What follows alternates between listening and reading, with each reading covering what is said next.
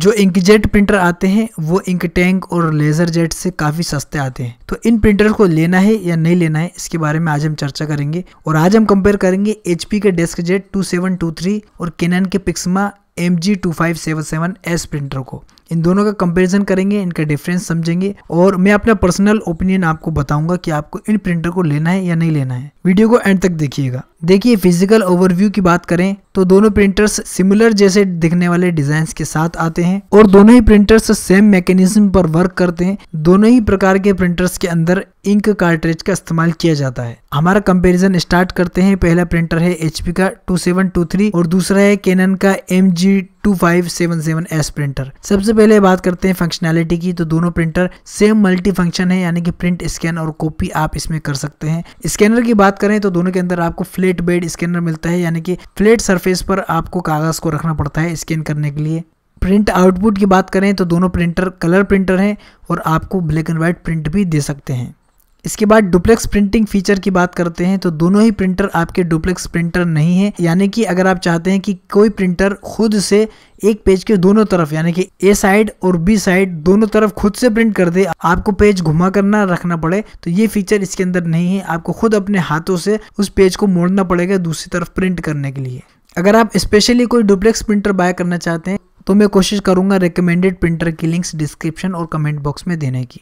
इसके बाद डिस्प्ले की बात करते हैं तो जो आपका HP का प्रिंटर है उसमें आपको डिस्प्ले देखने को मिलता है, वहीं जो आपका कैनन का प्रिंटर है इसमें आपको डिस्प्ले देखने को नहीं मिलता है। इसके बाद कनेक्टिविटी की बात करें तो कंपनी के द्वारा बताया गया है कि जो आपका HP का प्रिंटर है उसमें आपको USB और वाईफाई का सपोर्ट मिलता है, वहीं जो कैनन है उसके अंदर आपको USB का ओनली सपोर्ट मिलता है। इसके बाद बटन्स की बात करें तो जो आपका HP प्रिंटर है उसमें 7 बटन देखने को मिलते हैं, वहीं जो आपका कैनन है उसमें आप 4 बटन्स का यूज कर पाएंगे। पेज साइज सपोर्ट की बात करें तो दोनों ही प्रिंटर्स काफी सारे पेज साइज को सपोर्ट करते हैं, आप स्क्रीन पर देख सकते हैं। इसके बाद प्रिंट स्पीड की बात करते हैं तो जो आपका HP का प्रिंटर है वो 1 मिनट में 7.5 black and white pages print कर सकता है और कलर प्रिंट की बात करें तो 1 मिनट के अंदर 5.5 पेजेस प्रिंट कर सकता है। वहीं कैनन की बात करें तो 1 मिनट के अंदर 4 इमेजेस पर मिनट कलर वाली और 8 इमेजेस पर मिनट ब्लैक एंड व्हाइट वाली प्रिंट कर सकता है। इसके बाद सबसे इंपॉर्टेंट फैक्टर की बात करते हैं जो कि है कॉस्ट पर पेज। यहाँ पर जो आपका HP का प्रिंटर है उसमें आप ब्लैक एंड व्हाइट प्रिंट निकालेंगे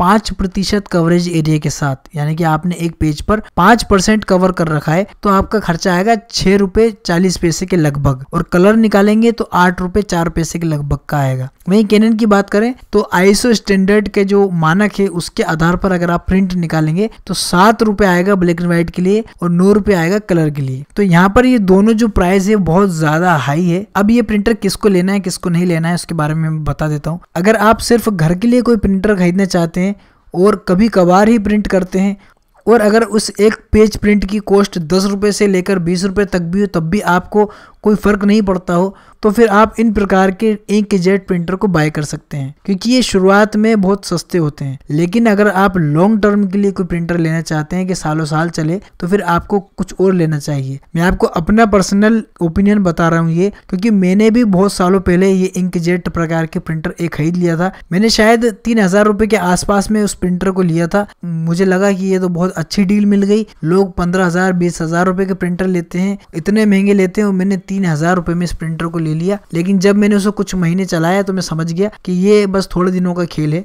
मैंने उस यूज्ड प्रिंटर को बेच दिया, क्योंकि जब उसकी इंक खत्म हो चुकी थी पूरी तो मैंने उसको दोबारा रिफिल करवाना चाहा तो फिर वो प्रिंट में मजा नहीं आया, क्योंकि उस प्रिंटर से जो पहली बार में प्रिंट निकला था वो बहुत बेहतरीन निकला था। तो जब इसकी इंक खत्म हो गई उसके बाद मैंने खुद से इसकी इंक को रिफिल करना चाहा, तो जो मुझसे हो नहीं सका, तो मुझे फिर नया इंक कार्ट्रिज लेना पड़ा। इससे मुझे ये बात समझ में आई कि अगर मैंने इस प्रिंटर को 1 साल से ज़्यादा चलाया तो इस प्रिंटर के अंदर इस्तेमाल होने वाली इंक का जो खर्चा है वो इस प्रिंटर की मूल रकम से ज़्यादा बढ़ जाएगा, यानी कि प्रिंटर कुछ नहीं लगेगा उसकी इंक के आगे। तो अगर आपको लॉन्ग टर्म के लिए कोई प्रिंटर चाहिए तो आप इस प्रकार के प्रिंटर को मत लीजिए। देखिए, अगर आपकी जो प्रिंटिंग है, अगर आप 95% black and white he print करते हैं तो मैं आपको रेकमेंड करूंगा कि आप कोई लेज़र जेट प्रिंटर लीजिए। बहुत सारे कंपनी के आते हैं, तो मैं बेस्ट सेलर जो लेज़र जेट प्रिंटर होते हैं उसकी मैं लिंक नीचे रिकमेंड कर दूंगा, वहाँ से आप चेक कर पाएंगे, बहुत सारे प्रिंटर्स आपको मिलेंगे।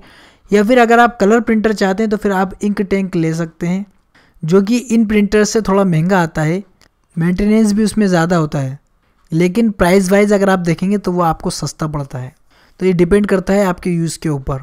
वैसे भी ये जो इंकजेट प्रिंटर है, अगर आप इससे रेगुलर इंटरवल में प्रिंटर नहीं निकालेंगे ना तो ये इसकी इंक सूख जाती है और वहाँ आपको दिक्कत आती है। मैंने इसलिए आपको जेन्युइन ओपिनियन दिया ताकि आप कुछ गलत खरीदने से बचें। अगर आपके मन में अभी भी कोई सवाल या डाउट है तो आप मुझे नीचे कमेंट कर सकते हैं, मैं कोशिश करूंगा उसके बारे में चर्चा करने की। इसके बाद पेज यील्ड की बात करते हैं कि इंक कार्ट्रिज को चेंज करने के बाद आप टोटल कितने पेजेस तक निकाल पाएंगे। तो HP कंपनी क्लेम करती है कि 805 कलर इंक कार्ट्रिज से आप 100 पेजेस तक निकाल पाएंगे और ब्लैक पेजेस आप 120 तक निकाल पाएंगे। वहीं कैनन कंपनी का क्लेम है कि आप 100 पेजेस कलर और ब्लैक एंड व्हाइट के निकाल पाएंगे। यहाँ पर यह बात याद रखिए कि ISO स्टैंडर्ड के आधार पर उन्होंने ये तय किया होगा कि आपको कितने पेजेस तक निकाल सकते हैं। ISO स्टैंडर्ड यानी कि एक मानक तय कर दिया जाता है कि इतना एरिया कवर होगा तो कितने पेजेस तक निकलेंगे, उसके आधार पर उन्होंने ये तय किया है। इसके बाद ड्यूटी साइकिल की बात करें तो HP प्रिंटर के लिए कंपनी की तरफ से 1000 पेजेस तक का ड्यूटी साइकिल बताया गया है। और मंथली रिकमेंडेड पेज वॉल्यूम की बात करें तो HP कंपनी की तरफ से 50 से 100 पेजेस तक का रिकमेंडेशन दिया गया है। वहीं कैनन की तरफ से 10 से 80 पेजेस तक का रिकमेंडेशन दिया गया है। ये जो रिकमेंडेड मंथली पेज वॉल्यूम है ये एक प्रकार से कंपनी के द्वारा बताया जाता है कि अगर आप इतने पेजेस तक प्रिंट निकालेंगे एक महीने में तो आपका जो प्रिंटर है वो